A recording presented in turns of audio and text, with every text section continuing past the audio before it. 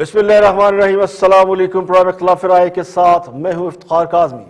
حکومت نے شہباز شریف کو بیرون ملک جانے سے روکنے کے لیے پورا زور لگا دیا ہے اور سابق وزیر اعلیٰ پنجاب کا نام بھی ECL میں ڈال دیا ہے، مگر اس سے بھی بڑی خبر یہ ہے کہ نیب نے حکومت کے خلاف ایک اہم سکینڈل کی تحقیقات کا اعلان کر دیا ہے۔ ان دونوں خبروں کا آپس میں کوئی تعلق ہے یا نہیں، مگر تاڑنے والے قیامت کی نظر رکھتے ہیں جو ان دونوں خبروں کے تانے بانے آپس میں ملانے کی کوشش کر رہے ہیں۔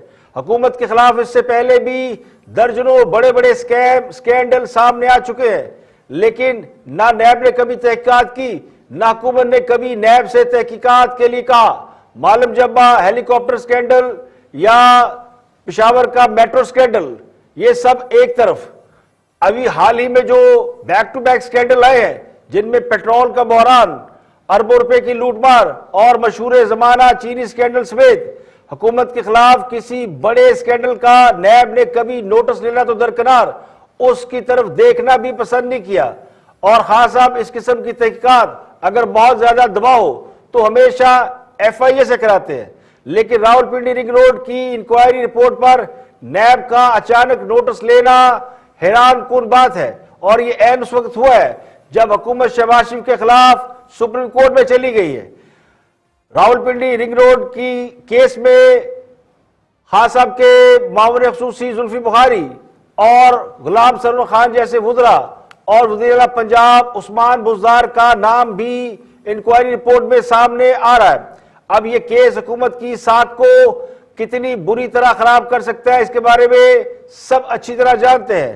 عمومی تاثر یہی ہے، یعنی نیب کے بارے میں جو عمومی تاثر پایا جاتا ہے وہ یہ ہے کہ وہ خان صاحب کے زیر اثر ہے اور اسے صرف سیاسی مخالفین کے لیے استعمال کیا جاتا ہے، مگر کہنے والے یہ کہتے ہیں کہ نیب اس لیے خان صاحب کے زیر اثر ہے کہ خان صاحب کسی کے زیر اثر ہے، تو جن کے وہ زیر اثر ہے اب نیب براہ راست لگتا ہے ان کے زیر اثر چلا گیا ہے۔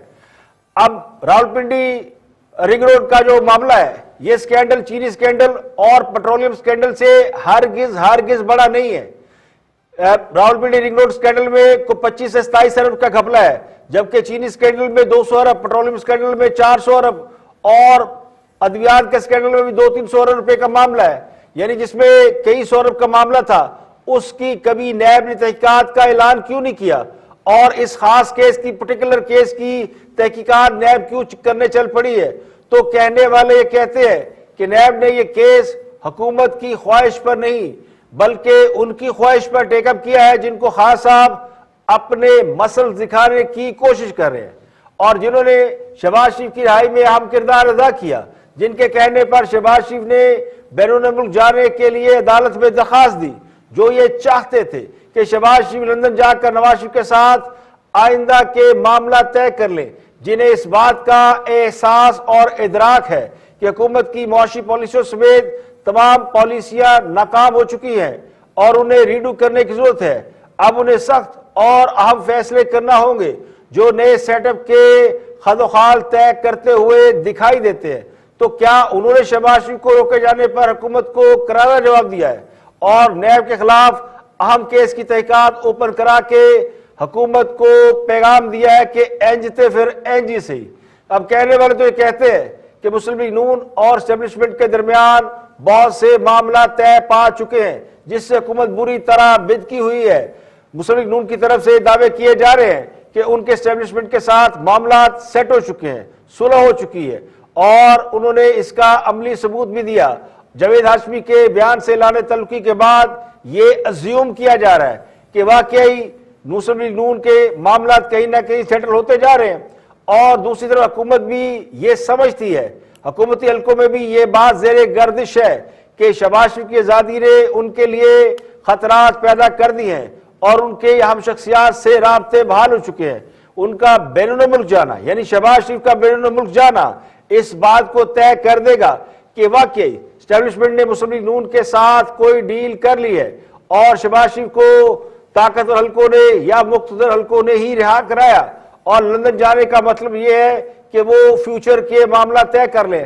تو اسی تاثر کو زائل کرنے کے لیے حکومت پوری طرح میدان میں اتری ہوئی ہے، اور حکومت نے شہباز شریف کو بیرون ملک جانے سے روکنے کے لیے لاہور ہائی کورٹ کے فیصلے کو ماننے سے نہ صرف انکار کیا ہے بلکہ اس فیصلے کو انصاف اور قانون کے تقاضوں کے برعکس قرار دیا ہے۔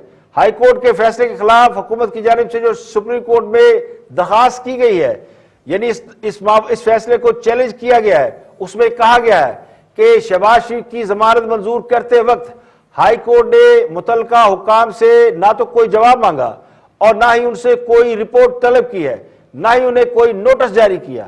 اس لیے اس فیصلے کو کالعدم قرار دیا جائے۔ شہباز شریف نواز شریف کے ضامن ہیں، یعنی گارنٹر ہیں۔ اگر وہ بیرون ملک چلے گئے تو پھر ان کے واپس آنے کی گارنٹی کون دے گا؟ جبکہ وفاقی وزیر داخلہ شیخ رشید نے عید کی تعطیلات ختم ہوتے ہی شہباز شریف کا نام ای سی ایل میں ڈالنے کی قوم کو باقاعدہ ایک پریس بریفنگ میں اطلاع دی، اور انہوں نے بھی یہ کہا کہ شہباز شریف اگر چلے گئے تو انہیں واپس لانا مشکل ہوگا۔ حالانکہ شہباز شریف جب پہلے لندن گئے تھے، یعنی جب نواز شریف لندن جا رہے تھے تو شہباز شریف ان کے ساتھ لندن گئے تھے، لیکن پھر وہ واپس بھی آ گئے تھے۔ تو سوال یہ کہ اس وقت انہیں کون واپس لایا تھا؟ شہباز شریف جب پہلے واپس آ سکتے ہیں تو اب انہیں واپس آنے میں کیا امر مانے ہے؟ تو شیخ رشید نے شہباز شریف کیس میں کچھ اہم افراد کے سرکاری گواہ بننے کی بھی قوم کو اطلاع دی ہے۔ تو شیخ رشید نے اپنی ہنگامی پریس کانفرنس میں شہباز شریف کے حوالے سے قوم کو حکومت کے جذبات سے آگاہ کیا۔ شہباز شریف سن آف میاں محمد شریف کا نام section number 2 exit form ordinance 1981 کے تحت ای سی ایل میں ڈالا جا رہا ہے، اور تمام بری بحری فضائی اداروں کو اس بات پر ابھی صبح انفارم کر دیا گیا ہے۔ اجازت دینے کی وجہ سے شہباز شریف کا کیس تاخیر کا باعث بن جاتا ہے، نمبر 1۔ نمبر 2، 7 ارب کے اثاثوں کا کیس ہے، اور ان کو اپنے بھائی، ان کے بھائی نواز شریف کی طرح واپس لانا مشکل ہوگا۔ نمبر 3، ان کے خاندان کے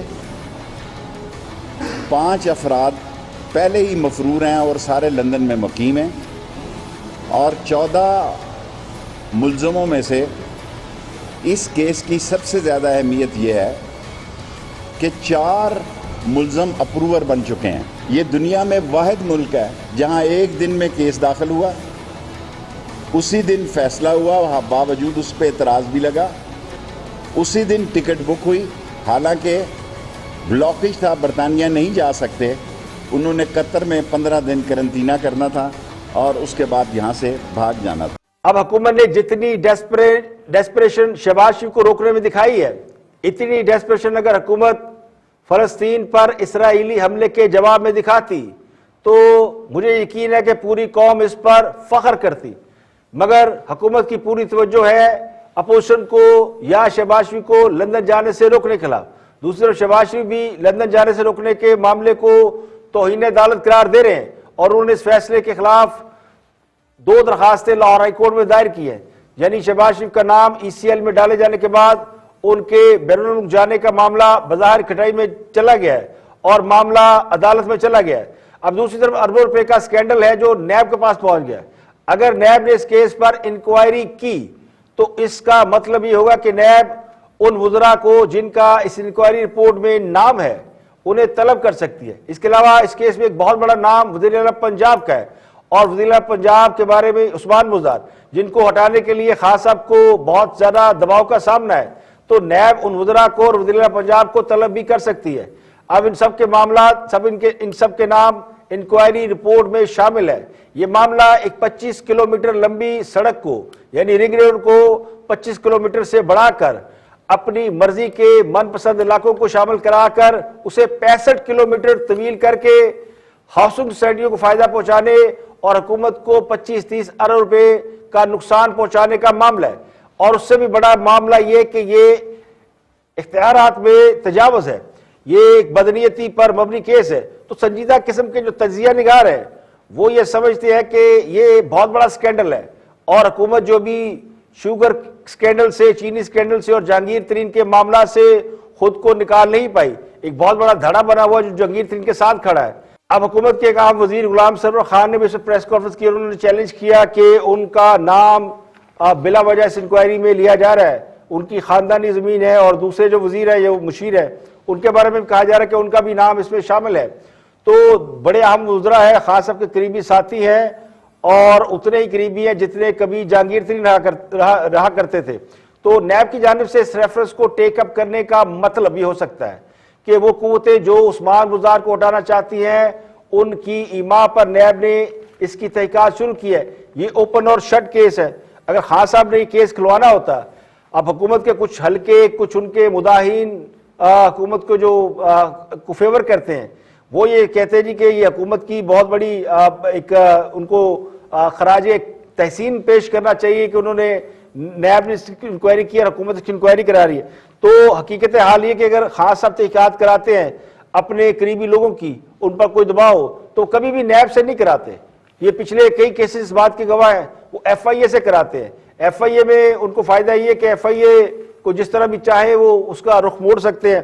تو ایف آئی اے اگر انکوائری کرتی تو معاملہ کچھ اور ہی ہوتا, لیکن یہ انکوائری اب نیب نے ٹیک اپ کی ہے. تو کہنے والے یہ بھی کہتے ہیں کہ اس کا تعلق پنجاب میں جو سیٹ اپ کی تبدیلی ہے اس کے حوالے سے بھی ہو سکتا ہے.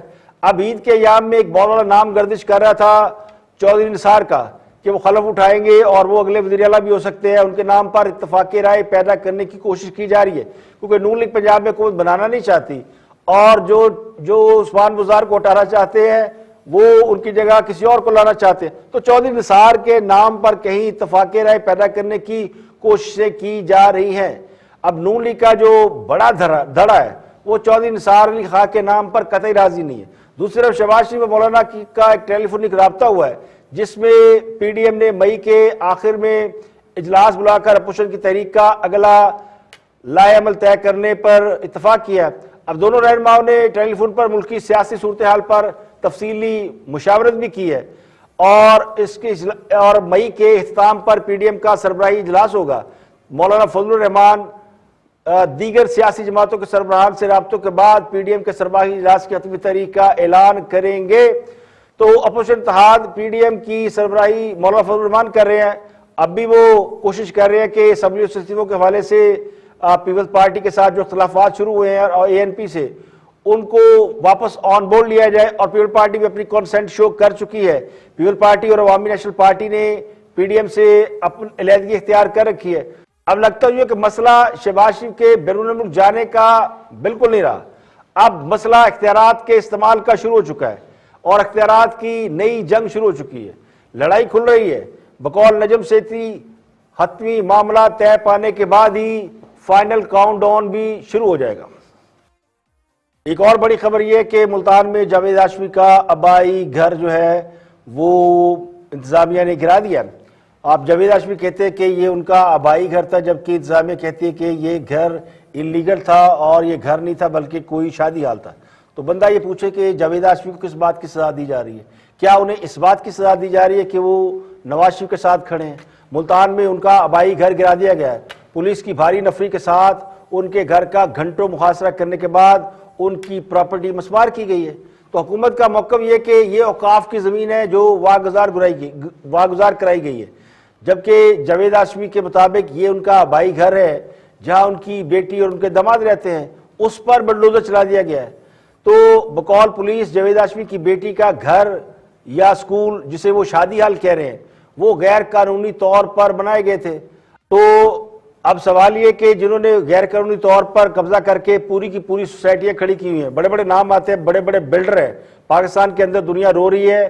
اور اب ان بلڈر کے قصے اقوام متحدہ میں بھی سنائے جا رہے ہیں کہ کس طرح لوگوں نے قبضہ کر کے ہاؤسنگ سوسائٹیاں بنائی ہوئی ہیں اور پھر لوگوں کو وہ پیسے بھی نہیں دے رہے. تو ان کے گھر کوئی نہیں گرا رہا، لیکن ایک سیاستدان جو کہ ایک بہادر سیاستدان کہلاتا ہے اس کا گھر جو ہے وہ آج بلڈوزر لگا کے گرا دیا گیا. تو جاوید ہاشمی ایک ایسے سیاستدان ہیں جن کی جدوجہد ان کے نام پر لگائے جانے والے نعروں سے عین مطابقت رکھتی ہے. ایک نعرہ سنا ہوگا آپ نے کہ ایک بہادر آدمی جاوید ہاشمی، جاوید ہاشمی، اور یہ نعرے خان صاحب کے جلسوں میں بھی لگائے جاتے تھے. جب جاوید ہاشمی خان صاحب کے ساتھ تھے تو وہاں بھی یہ نعرے لگتے تھے، جب وہ نواز شریف کے ساتھ تھے تو تب بھی نعرے لگتے تھے، جب نواز شریف کو چھوڑ کے گئے تو تب بھی یہ نعرہ لگتا تھا. تو تو آج بھی یہ لوگ نعرہ لگاتے ہیں کہ جاوید ہاشمی ایک بہادر سیاستدان ہے. اب یہ وہ سیاستدان ہے جس نے نواز شریف کے خلاف ہونے والی سازش سے قبل از وقت پردہ اٹھایا تھا, جس نے یہ بتایا تھا کہ آنے والے وقت میں کس طرح نواز شریف کو ججوں کے ذریعے نااہل کر دیا جائے گا. تو جاوید ہاشمی وہ شخص ہے جن کی وجہ سے آج بھی جمہوریت اور سیاست کی تھوڑی بہت کریڈیبلٹی قائم ہے, اور حق گوئی اور سچائی کی آواز بلند کرنے پر وہ ہمیشہ مشکلات کا شکار رہے ہیں. تو اس وقت وہ ناپسندیدہ افراد کی فہرست میں شامل ہیں, اور اس حد تک ناپسندیدہ ہے کہ نون لیگ کو بھی ان کے ایک بیان سے اعلان لا تعلقی کرنا پڑا ہے. تو جاوید ہاشمی کے خلاف جو کارروائی کی ٹائمنگ ہے, صرف وہی یہ ثابت کرنے کے لیے کافی ہے کہ اس میں کوئی پرسنل ریونج شامل ہے, ان کو دباؤ میں لانے یا سبق سکھانے کی کوشش کی جا رہی ہے. اب جاوید ہاشمی کی صاحبزادی جو کہ خود بھی ایم این اے رہ چکی ہیں, میمونہ ہاشمی, سب لوگ جانتے ہیں جاوید ہاشمی کی صاحبزادی کو ممبر پارلیمنٹ ہے, وہ اس گھر میں رہتی ہیں, وہ گھر ان کی رہائش گاہ تھا, اس کے ساتھ انہوں نے ایک سکول بنا رکھا تھا, لیکن انتظامیہ نے اسے سکول ماننے کی بجائے شادی حال قرار دے کر وہ گرا دیا. تو اب ان کا گھر دیکھ کر لگتا یوں ہے کہ وہ بھی فلسطین میں رہتی ہیں اور اسرائیلیوں نے ان کے گھر پر میزائل دے مارا ہے. تو جاوید ہاشمی کے گھر پہ جو کارروائی ہوئی ہے, بقول ان کے وہ کہتے ہیں کہ جی ان کی آبائی زمین ہے اور اس کی وراثت کے کاغذات بھی ان کے پاس موجود ہے جو انہوں نے انتظامیہ کو دکھا دیے تھے, اس کے باوجود ان کا گھر گرا دیا گیا ہے. تو یہ ایک افسوسناک خبر ہے ایک ایسے سیاستدان کے ساتھ جو بڑے اپرائٹ قسم کے سیاستدان ہیں, جن پر کرپشن کے الزام کبھی لگے نہیں. ایک دفعہ لگے تھے جب وہ پی ٹی آئی میں تھے اور کہا گیا تھا جی وہ پی ٹی آئی کے میں پیسے لے کے ٹکٹیں دیتے ہیں, تو یہ وہ الزام تھا جو ان کی عزت نفس پر ایک بہت بڑا اٹیک تھا. تو انہوں نے نہ ٹکٹ لی نہ دی, تو وہ پی ٹی آئی سے پھر خود کو انہوں نے الگ کر دیا, اور ان کی پی ٹی آئی سے علیحدگی کی داستان جو وہ بڑی طویل ہے. تو بہرحال جاوید ہاشمی کے معاملے میں لگتا یوں ہے کہ وہ بھی ایک بار جو ہے وہ ان قوتوں کا نشانہ بنے ہیں جنہوں نے ان پر سرخ دائرہ لگا رکھا. یہاں پہ ایک بریک, اور بریک کے بعد واپس آئیں گے اور بھی ہم موضوعات آپ کے ساتھ شیئر کریں گے, ہمارے ساتھ رہیے.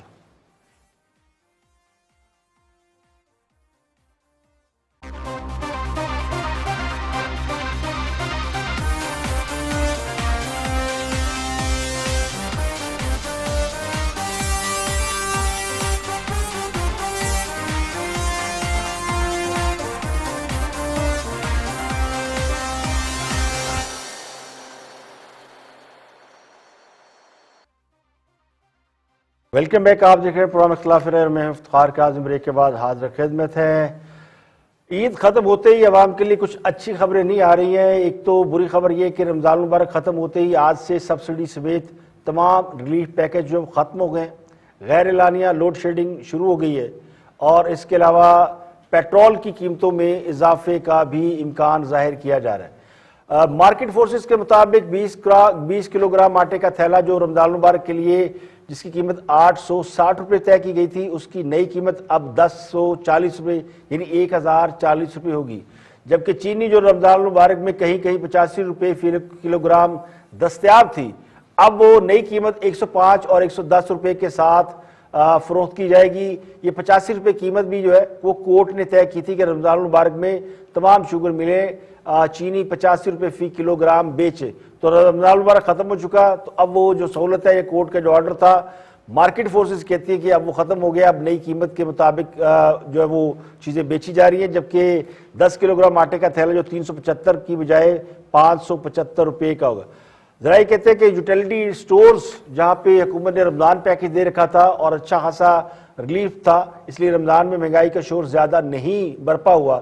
اب وہ رمضان پیکج بھی ختم ہو گیا ہے اور رمضان بازاروں کی سہولت بھی جو ہے وہ ختم ہو گئی ہے. تو حکومت نے رمضان المبارک کے لیے جن اشیاء اور اجناس پر سبسڈی دے رکھی تھی وہ سبسڈی اب ختم ہو گئی ہے. اس کے بعد جو ہے تقریباً 90 اشیاء ایسی ہیں جن کی قیمتوں میں 30% تک اضافہ ہو جائے گا. تو اسی سے اندازہ لگایا جا سکتا ہے کہ اب مہنگائی کا جو ریشو ہے وہ ایک بار پھر جو ہے بڑھنے والا ہے. رمضان میں کسی حد تک حکومت نے اس کو کنٹرول کیا تھا اور اشیاء کے دام مناسب نرخوں پر آگے تھے, لیکن اب پھر سے یہ معاملہ جو ہے وہ فلیئر اپ ہونے والا ہے. اس کے علاوہ کل رات سے ملک بھر میں مختلف شہروں میں غیر اعلانیہ لوڈ شیڈنگ بھی ہو رہی ہے.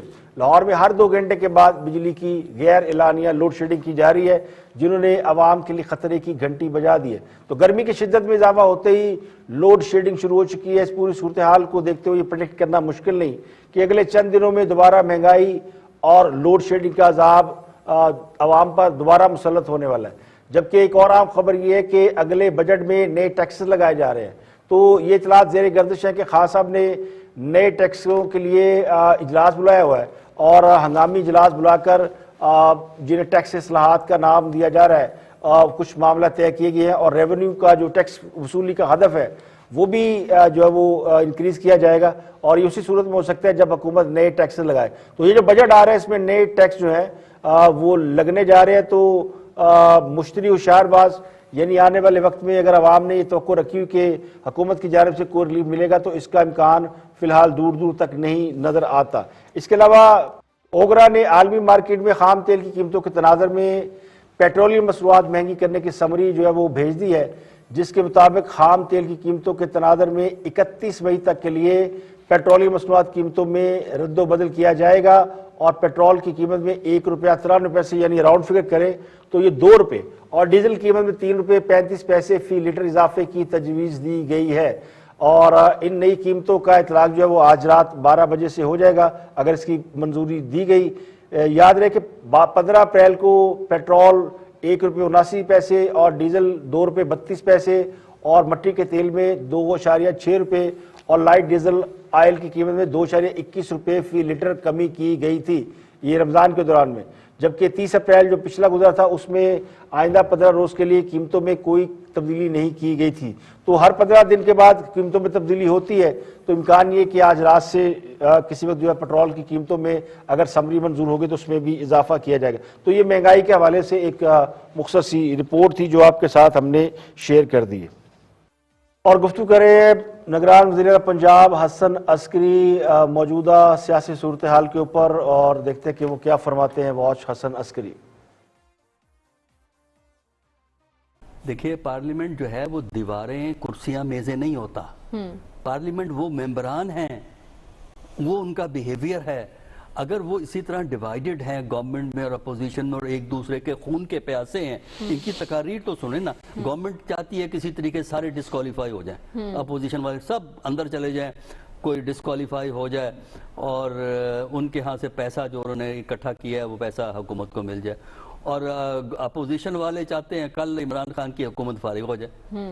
تو جب آپ ایک دوسرے کو ایکسیپٹ ہی نہیں کر سکتے تو جمہوریت کا پہلا بنیادی اصول آپ وائلیٹ کرتے ہیں۔ لہذا پاکستان کے اندر جو یہ جمہوریت ہے یہ بس قدرت کا ایک عظیم شاہکار ہے کہ ہم جمہوریت کی بات کرتے ہیں، مزاج غیر جمہوری ہیں، جمہوریت کے حسن کی بات کرتے ہیں اور اس حسن کو تباہ کرنے میں ہم ہی نے بنیادی رول ادا کیا۔ لہٰذا گورنمنٹ اپنی جگہ خراب ہوتی رہے گی، اپوزیشن اپنی جگہ خراب ہوتی رہے گی، عوام بیچارے بازار میں چیزیں خریدتے رہیں گے، اور اگلا الیکشن آ جائے گا اور اگلے الیکشن میں دیکھا جائے گا کون آتا ہے کون نہیں آتا۔ جو بھی آئے گا اگلے الیکشن میں، اگر فرض کیجئے پی ٹی آئی نہیں آتی کوئی اور آتا ہے، اس کا حشر آج کی پی ٹی آئی سے زیادہ برا ہوگا، کیونکہ ہم نے ایک سٹائل آف پالیٹکس ڈیولپ کیا ہے۔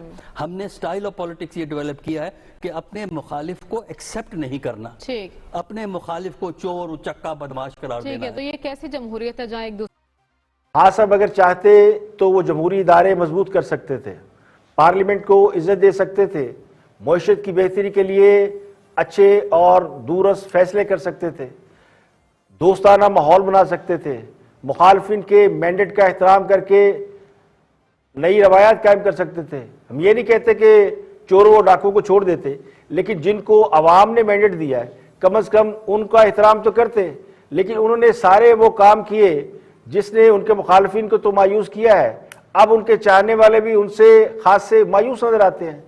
اب وہ لوگ جنہیں حکومت کا ہم خیال سمجھا جاتا ہے، یا جنہوں نے خان صاحب کے ساتھ مل کر حکومت کی تبدیلی میں اہم کردار ادا کیا، یا وہ لوگ جو نواز شریف کو پسند نہیں کرتے، اب وہ بھی اگر حکومت کے بارے میں اس طرح کے خیالات کا اظہار کر رہے ہیں، وہ بھی اس بات کو نہیں مان رہے کہ اپوزیشن کے جن لوگوں کو حکومت چور ڈاکو قرار دے رہی ہے وہ محض سیاسی مخالفت ہے، تو پھر پیچھے کیا رہ جاتا ہے؟ اب سیاست کا جو انداز خان صاحب نے متعارف کرایا ہے، جس میں سیاسی مخالفین کے لیے کوئی سپیس یا کوئی گنجائش موجود نہیں، اور بدقسمتی سے پارلیمنٹ کی جتنی بے توقیری اس دور میں ہوئی ہے، ماضی میں تو اس کی مثال نہیں ملتی۔ اب جو حکومت قانون سازی کرنے کی بجائے آرڈیننسوں کے سہارے چل رہی ہو، وہ پارلیمنٹ کی عزت اور طاقت کو کیا سمجھے گی؟ اس بات کا احساس بہت سے لوگوں کو ہے کہ خان صاحب نے اپنے دور حکومت میں جو کچھ اپنے سیاسی مخالفین کے ساتھ کیا ہے، جو کچھ وہ بھی کر رہے ہیں، کل کو جو بھی حکومت آئے گی وہ ان کے ساتھ یہی کرے گی، تو لوگ انہیں بھی برا بھلا کہیں گے۔ یہاں پہ ایک بریک، اور بریک کے بعد واپس آئیں گے اور بھی ہم موضوعات آپ کے ساتھ شیئر کریں گے، ہمارے ساتھ رہیے گا۔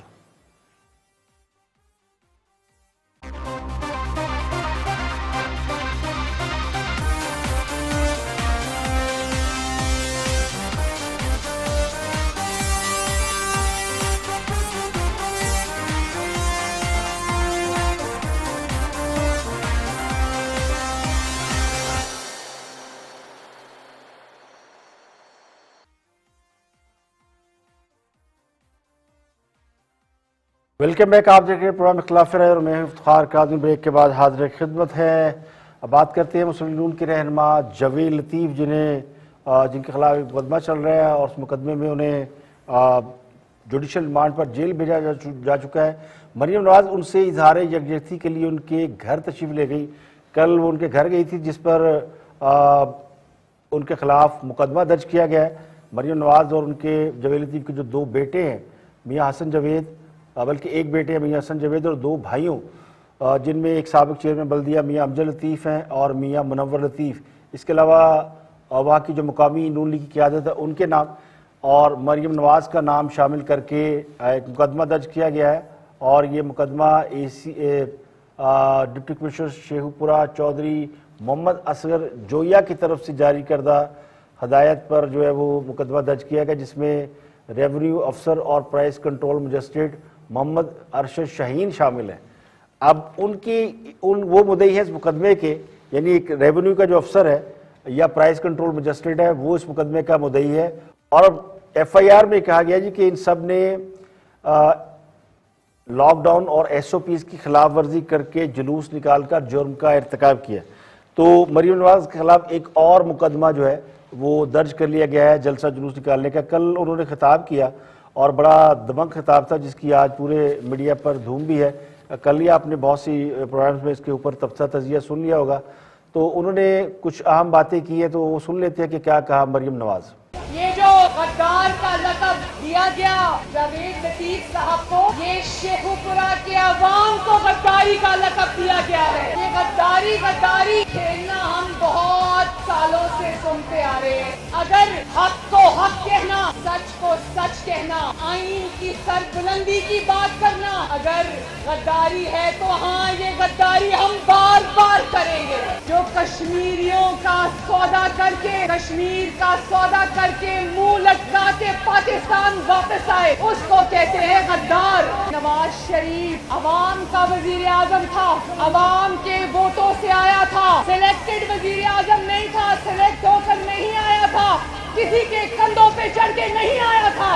جب ایسے وزیر اعظم کو اقتدار سے باہر نکالنے کے لیے پاکستان کے قومی اداروں کا استعمال کرتے ہیں تو اس کو غداری کہتے ہیں۔ جس کو آپ نے ڈاکو کہا، جس کو آپ نے غدار کہا، آج اس کا بیانیہ نہ صرف پاکستان کے کونے کونے میں پھیل چکا ہے، بلکہ ڈسکا دیکھا تھا نا لوگوں نے نواز شریف کے بیانیے پر لبیک کہا۔ تو انہوں نے حکومتی عہدیداران پر بھی غداری کے الزامات لگائے۔ اس پر سینیٹر ولید اقبال نے بھی ایک پروگرام کے اوپر جواب دیا۔ دیکھتے ہیں کہ وہ کیا فرماتے ہیں سینیٹر ولید اقبال۔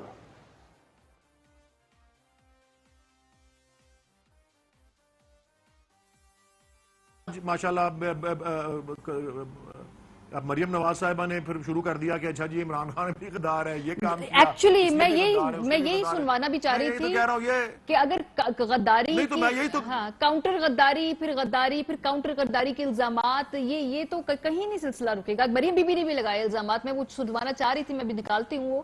انہوں نے بھی ایک بڑی طویل فہرست گنوا دی کہ ان کی نظر میں کون کون غدار ہے۔ اور میرے خیال میں میرے خیال میں پرائم منسٹر عمران خان تو ان کو پسند کرتے ہیں، بلکہ کہ وہ کہتے ہیں کہ جب بھی وہ بولتی ہیں وہ اپنا، وہ انگریزی میں ہوتا ہے نا put your foot in the mouth, یا وہ کھیل کی زبان میں کہتے ہیں کہ وہ اپنے گول میں کک مار دیتی ہیں. وہ کہتے ہیں وہ اور پریس کانفرنس سے کریں اور بولیں. میں بھی یہ کہتا ہوں کہ جی دیکھیں دنیا بھر کے 220 سے زیادہ ملکوں نے سماجی تحفظ کے جو ہے وہ اپنا پروگرام لانچ کیے.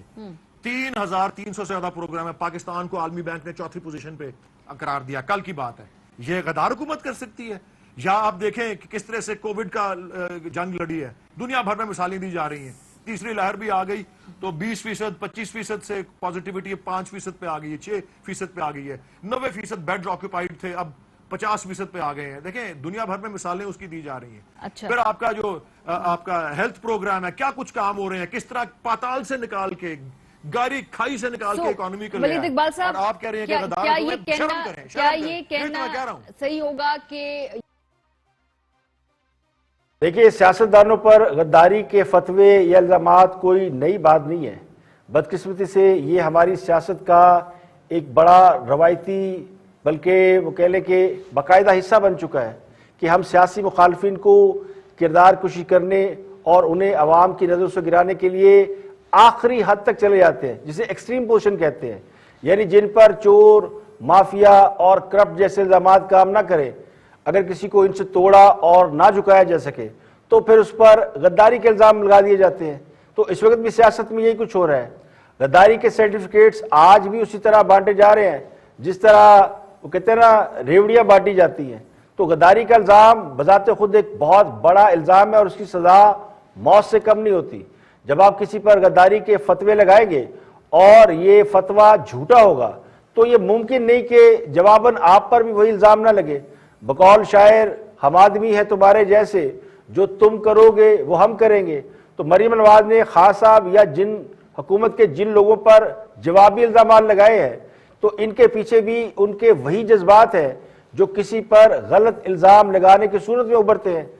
اگر اس ملک کو ایٹمی قوت بنانے والے پر غداری کے الزام لگ سکتے ہیں، ایٹمی دھماکے کروا کر اس ملک کو پوری دنیا میں ایٹمی طاقت بنانے والے پر الزام لگ سکتے ہیں، تو پھر باقی پیچھے کیا رہ جاتا ہے. اب کچھ فلسطین کی بات کرتے ہیں. فلسطین کے حوالے سے سلامتی کونسل کا ایک اہم اجلاس کل ہوا جو کہ بے نتیجہ رہا. حسب توقع OIC کوئی ایسا فیصلہ نہیں کر سکی جس سے فلسطین کے ان لوگوں کے زخموں پر مرہم رکھا جا سکتا جو اس وقت اسرائیلی جارحیت کا نشانہ بن رہے. اور یہ جارحیت پچھلے ایک ہفتے سے جاری ہے. فلسطینی وزارت صحت کے مطابق اسرائیلی بمباری کے نتیجے میں غزہ پٹی مقبوضہ، بیت المقدس اور مغربی کنارے میں 218 فلسطینی اب تک شہید ہو چکے ہیں، جبکہ زخمیوں کی تعداد ہزاروں میں، تقریباً 5604 افراد زخمی ہیں. فلسطینی وزارت صحت کی ہی رپورٹ کے مطابق غزہ پٹی میں فلسطینی شہداء کی اتوار تک جو تعداد تھی صرف غزہ پٹی میں 197 تک پہنچ چکی ہے، جن میں 85 بچے اور 24 خواتین بھی شامل ہیں، جبکہ 1235 افراد اس پٹی کے اوپر زخمی ہیں اور 90 عمارتیں تباہ ہو چکی ہیں، جبکہ 6 رہائشی اور تجارتی ٹاور زمین بوس ہوئے ہیں. اس کے علاوہ کل میڈیا کے بھی آفیسز کے اوپر اٹیک کیا گیا، جن میں الجزیرہ اور باقی نیوز ایجنسیاں تھیں، رائٹر وغیرہ، ان کے دفاتر بھی تباہ ہوئے. تو اسرائیل کی وحشیانہ بمباری اور فلسطینیوں کے قتل عام پر پوری دنیا میں احتجاج کا سلسلہ جو ہے وہ جاری ہے اور پوری دنیا میں اس کا احتجاج ہو رہا ہے. لندن میں ہونے والا مظاہرے کے دوران ہزاروں افراد نے اسرائیلی سفارتخانے کی جانب بڑھنے کی کوشش کی. تو کل لندن میں ایک بہت بڑا مظاہرہ ہوا. اس کے علاوہ امریکہ، فرانس، جرمنی، اسپین، جنوبی افریقہ، بیلجیم، انقرہ، بغداد اور لبنان سمیت دنیا کے کئی شہروں میں اسرائیل مخالف ریلیاں نکالی جا رہی ہیں. اور آج پاکستان میں پارلیمنٹ میں بھی اس کے اوپر بات ہو رہی ہے فلسطین کے معاملے کے اوپر. تو فلسطین سے اظہار یکجہتی کے لیے پوری دنیا میں جو ہے اس وقت احتجاجی مظاہرے ہو رہے ہیں، لیکن وہ قوتیں جو اس وقت فلسطین کے ساتھ نہیں ہیں بلکہ وہ اسرائیل کا ساتھ دے رہی ہیں، ان میں بھی کوئی 20-25 ممالک شامل ہیں. دنیا کے بڑے بڑے ممالک جو اس وقت اسرائیلی جارحیت کو جن کو نظر نہیں آ رہی، وہ لوگ ہیں جو انسانی حقوق کی ہمیشہ بات کیا کرتے ہیں اور جنہیں مسلم ممالک میں خاص کر جب بھی اس قسم کا کوئی واقعہ ہوتا ہے تو وہ ساری قوتیں جاگ جاتی ہیں. لیکن اسرائیل میں فلسطین میں جو اس وقت ہو رہا ہے اس پر دنیا کی جو بڑی قوتیں خصوصاً یورپ اور امریکہ اس میں خاصی خاموشی پائی جاتی ہے، تو اس کی جتنی مذمت کی جائے وہ کم ہے۔ اور آخر میں دو افسوسناک خبریں، بیگم نسیم ولی کا انتقال ہوا عید کے ایام میں، اور بیگم نسیم ولی پاکستان کی وہ خاتون سیاستدان ہیں جنہوں نے 1975 میں اپنے شوہر کی گرفتاری کے بعد سیاست میں قدم رکھا تھا، اور اس کے بعد انہوں نے پاکستان کی پولیٹکس میں ہمیشہ ایک اہم کردار ادا کیا، اور قومی اسمبلی کے اندر، پارلیمنٹ کے اندر وہ ہمیشہ ایک فعال ممبر کے طور پر سامنے آئیں۔ اس کے علاوہ ایک اور بہت ہی بڑے ہماری اور آپ کے عہد کے بڑے ہی نامور کریٹو ڈائریکٹر، رائٹر، شاعر فاروق قیصر، ان کا بھی انتقال ہوا، جو کلیا میں سرگم، انکل سرگم کے نام سے معروف تھے۔ تو ان دونوں شخصیات کا انتقال جو ہے وہ ایک بہت بڑے سانحے سے کم نہیں۔ اللہ تعالیٰ ان کو غریق رحمت کرے ان کی، اور ان کو جنت الفردوس میں جگہ عطا فرمائے۔ آج کے لیے اتنا ہی، کل پھر حاضر ہوں گے مزید خبروں، تب تجزیوں کے ساتھ۔ پروگرام اختلاف رائے سے افتخار کاظمی کو اجازت دے، اپنا بہت بہت خیال رکھیے۔